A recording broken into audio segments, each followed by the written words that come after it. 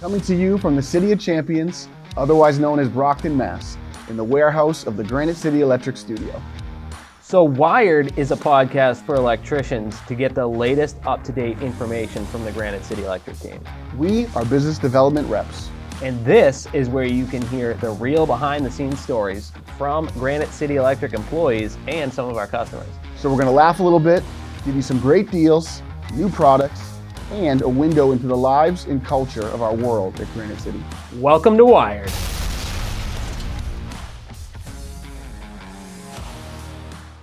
Well, good morning, good afternoon, good evening, wherever you find yourself watching Wired today. I want to welcome you into this episode of Wired. Thanks for joining us today. And I want to tell you something real quick. Stop right now. Pause this episode, if you would, and go hit the thumbs up button. It looks like this. Put your little cursor over it and click it.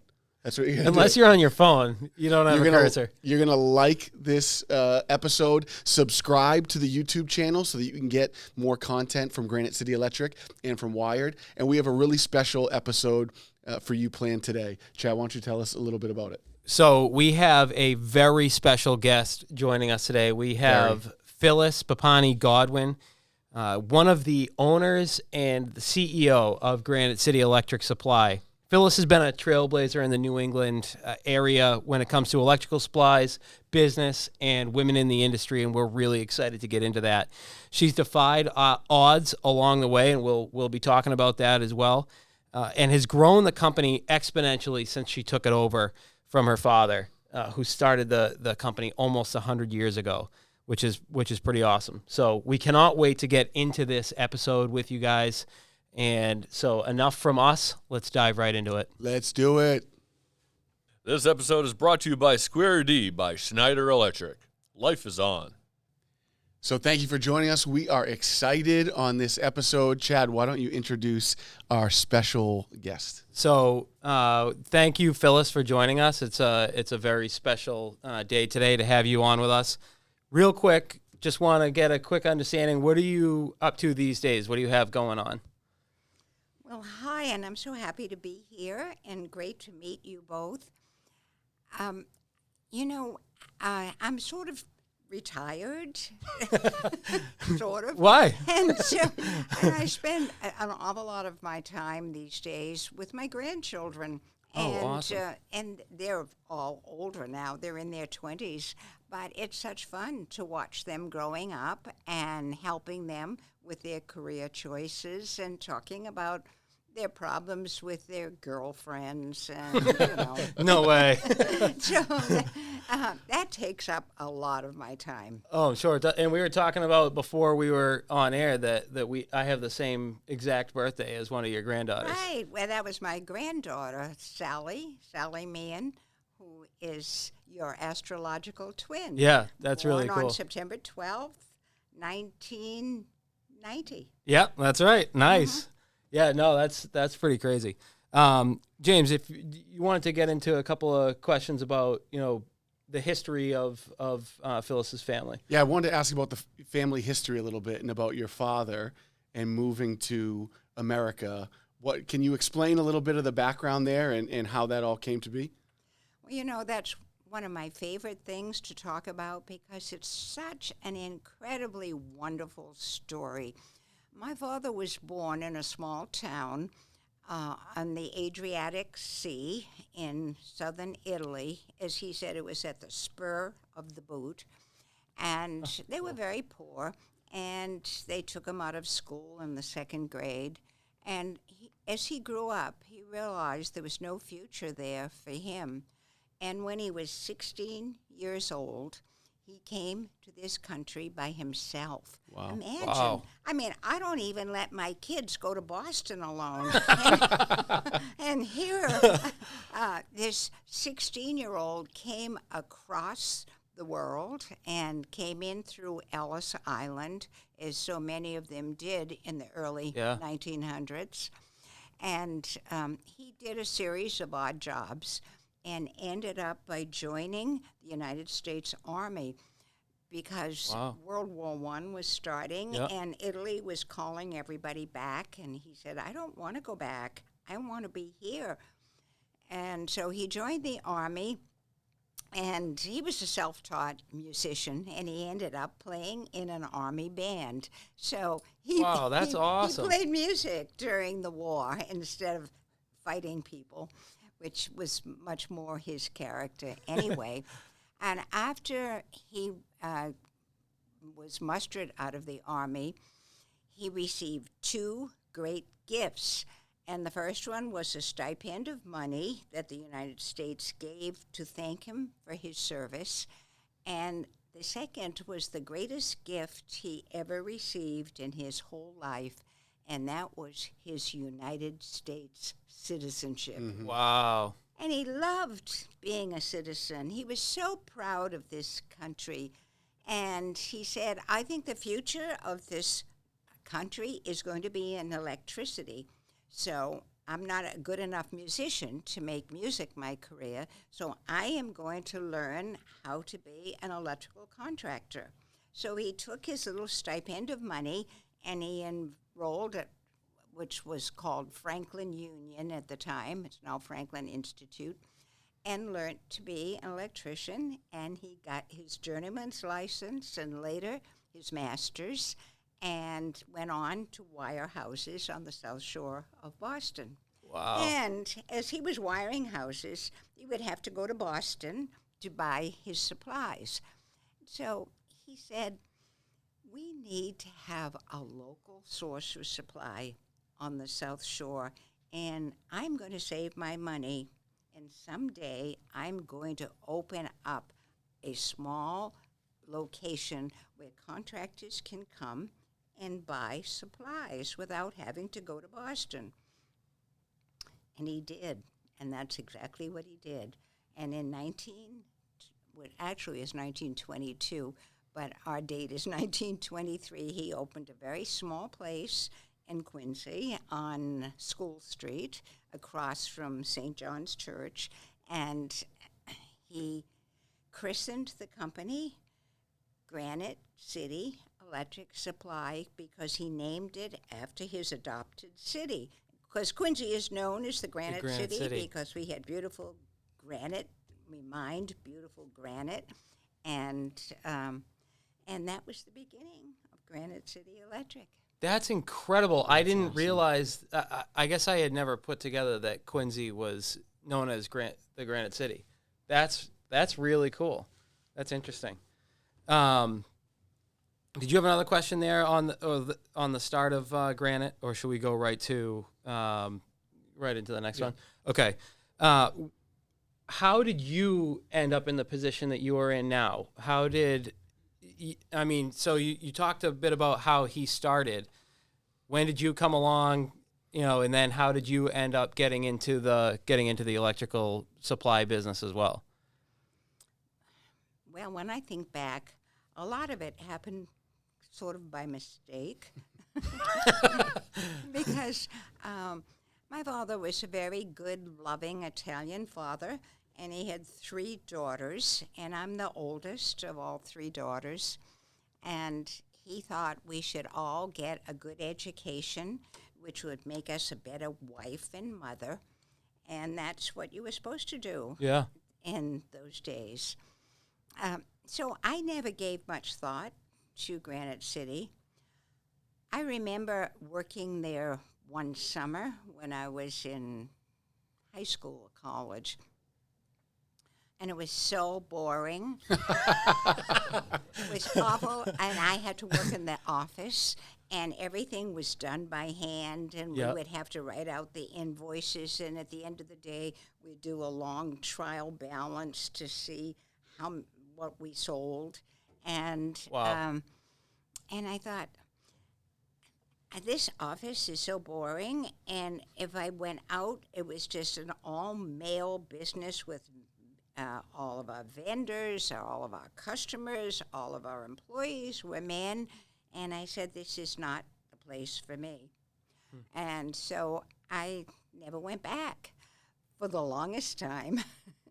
And I went off to college and had a wonderful job that I loved. I worked in Philadelphia for a consulting company, and I learned how to be a management consultant, Wow. and which I loved. And then I got married and settled down with 2 daughters. And about in the 1960s, my father's health was failing, and he started to talk a little bit about what to do with his company. Secretly, my father hoped that one of his daughters would produce a son-in-law that would be able to take over, and we all failed at that. So then he had to make do with what he had, which was just a daughter. Wow. And so I remember he was talking to me, and he said, "Phyllis, you're my oldest daughter, and I want to leave you part of this company, and you can sell it, you can leave it to other people to run, or you can run it yourself." And I thought about those options, and I said, I don't think we could ever sell it. That's like selling a sibling. Yeah. So I said that was not on the table. Yeah. So leaving it to other people to run, there was nobody there that I thought could run it. Yeah. So I said, I'll give it a try. And so in 1970... That worked out. That worked out pretty well, giving it a try. I'd say. 1970, I made my first very tentative steps and came into the company. And one of the first things I did was I went to a liberal arts college where I learned philosophy and art and music and majored in psychology. I knew nothing about business. So one of the first things I did was register for an MBA. And I went to school on weekends and got my business degree, and Wow. and that helped. That's cool. So when you were working there in the summer, was it just the one store in Quincy? It was. Okay. When I took over in 1969 or 70, when I first went in, we only had one store Okay. in Quincy, and our revenue was about $2 million. Wow. We had no debt. We had a great reputation because contractors loved us because we had great inventory, we had good lines, and we cared. Wow, that's awesome. So take us through a little bit of that evolution, starting from when you took over in 1970 to some of the acquisitions and Granite starting to grow from there to multiple locations, and tell us a little bit about that. Yes, we did. Our first branch was in 1973 in South Yarmouth, and that's our Cape branch. And in the 70s, you kids don't know anything about the 70s, but that was a decade of very high inflation. And, interest rates were 18-20%. Yeah, in the buying 70s. But we opened a store in South Yarmouth, and one of the counter guys from Quincy went down as the branch manager, Frank Martell. Remember Frank so well, and he was such a good guy. And the South Yarmouth store really just grew and thrived in the 70s. And I thought, that's a very interesting thing. Quincy didn't do as well in the 70s because of the inflation and all the other problems.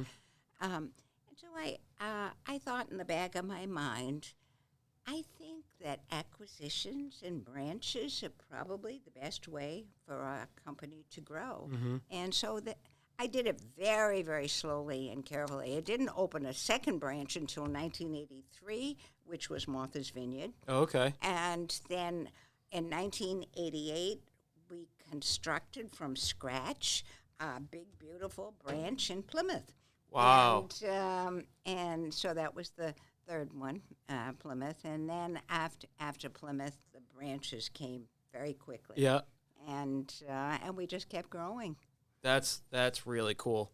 Yeah, as you had said, some of the other companies that were acquired or merged. This location, for example, was Columbia Electric. So it was Columbia, Major, and then most recently Baines. How did that come about with Columbia? I know that was that a family? Oh, Columbia Electric Yeah. was owned by my father and started by my father. Okay. And he left it to my sister Dorothy. Okay. Who's the middle sister, and her husband Bob Palmer ran Columbia Electric for a lot of years. Okay. And then Bob got sick and died. And, Okay. and the company just failed, and that's when we took it over. Okay.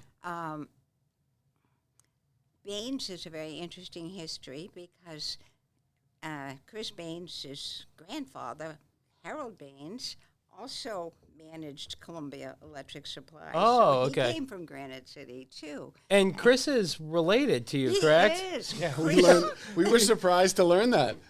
Chris's grandmother was my aunt and Wow. my father's sister. And Chris's, well, that's his great-grandmother, because Chris's grandmother, Lillian Mazzola, who was married to Harold Baines, was our very first babysitter. So we're all connected. And Wait, he babysat you or babysat for your kids? no. She babysat for us. Oh, when we were growing okay. up. Yeah. Wow. And then we started acquisitions too. Our first acquisition was a small place in Vermont, which is our Bennington Okay. and Brattleboro branches now, and then a series of other acquisitions. But our largest ones were Major, Yep. Columbia, and Baines. Okay. Yeah, and those were both beneficial. The teams moved right in and really helped out, so that's really cool. Well, you see, the good thing about the interesting thing, when you're doing an acquisition, it's very important to look at the cultures of the company. Yeah. Because the cultures have to match. Mesh. Yeah. Yeah. And Columbia was started by my father, the same as Granite City, and it had the same culture. Yeah. And it was just seamless. Yeah, it worked this out really well. integration. Yeah. Yeah. And the same way with Baines, because they were pretty much Family values and and Major Electric was also an independently owned company, and I knew the owners, and they were a Square D distributor too. which oh, helped. okay, yeah, that works out well. Yeah, and so that worked out well. We've had a couple of mergers that the cultures clashed, Yeah. and they weren't as successful. Okay. But, that's one of the things you have to look at.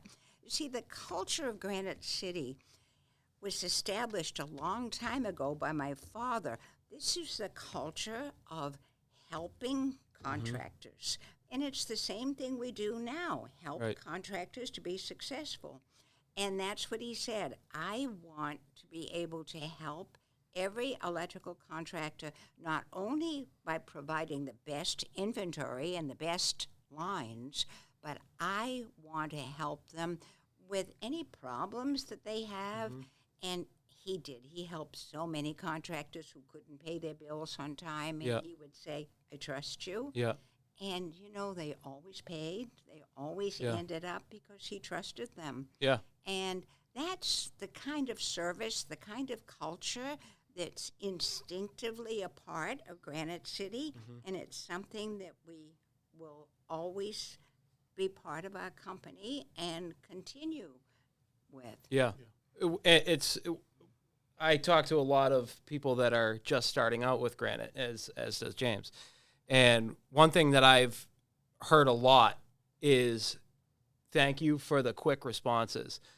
Not just from me, but from the sales team in general here, the people that, make me and James look good, because we tell them that they're going to get the service, and then when they actually do, the customer is really happy about it. So that's been one thing that I've heard a lot of recently, is thank you for the quick responses, whether it's email or phone calls. Picking up the phone and being there for the customer is huge. Yeah, that culture is so important, and it's so clearly a part of Granite City, like you said. And I'm interested, over the years of being in the electrical industry, what are some of the changes that you've seen maybe to positively impact Granite City? Well, just a big picture change is when I started off, there was never another woman that I ever saw in the industry, except maybe some women in showrooms or in lighting showrooms and or in offices. But all of the customers, the vendors, everybody were all men. And I was one of the early trailblazers for women at NAED. I was the first woman they ever had on their national board. And you see, I think that diversity is so important in all industries and all companies. And expanding electrical distribution by bringing in different cultures and people and genders and races does nothing but enhance the company and enhance the industry. So that's happening now, thank goodness. But electrical distribution is a very old-fashioned, nitty-gritty industry. Mm-hmm. Yeah. We still kind of do business the same way. Yeah. And I don't know how long it's going to last with technology. I think there are going to be some major changes in the foreseeable future. But right now, we're still doing it in old-fashioned, nitty-gritty way, getting product and distributing it. Bringing it to the customer. Exactly. Yep. Along with help and anything else that the customers might need. Yeah, a lot of help in different fields. I'd love to get more into how you being a woman in this industry and how you conquered that, the different obstacles I'm sure that you faced. If we should take a quick break, and then we'll get back to this on the next episode, because I think we're gonna keep going here. But I'd love to really hear about you coming into this industry and really conquering that. But I want to give enough time to go over that. So we should take a break and jump into it. Let's do it. Thank you for listening to this episode of our podcast. If you like this podcast, Or even if you didn't. very true, please remember to like and subscribe so that you can stay up to date on all our upcoming episodes.